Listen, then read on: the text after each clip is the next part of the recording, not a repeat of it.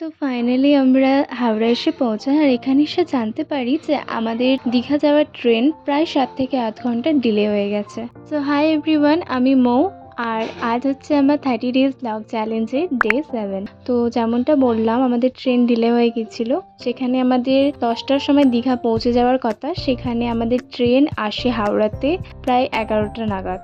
তো এটা কি শুধু আমার সাথেই হয়েছে? মানে আমি যতবার দীঘা যাই ততবারই আমার সাথে এরকম কিছু একটা ঘটে। প্রায় 3:30-4টে নাগাদ আমরা দীঘা পৌঁছাই আর সেখানে গিয়ে তো হোটেল খোঁজারও একটা ব্যাপার আছে। আমরা আগে থেকে হোটেল বুকিং করিনি, কেননা অনেক স্ক্যাম হচ্ছে তার জন্যই।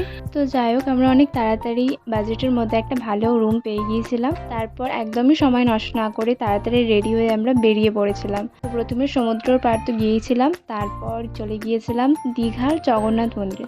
তো আমি ফার্স্ট টাইম আসছি দীঘার জগন্নাথ মন্দির, আর সেখানে আসার পর তো ধীরে ধীরে বৃষ্টি নেমে যায়। তো আমাদের সবার মনটা একটু খারাপ হয়ে গিয়েছিল, কারণ বেশি দিন আমরা থাকবোও না আর এর মধ্যেও বৃষ্টি। কিন্তু যাই হোক, মন্দিরটা বেশ ভালোই লাগলো ঘুরে। তো আজকের ব্লগ এতটাই, আবার দেখা হচ্ছে নেক্সট ভিডিওতে।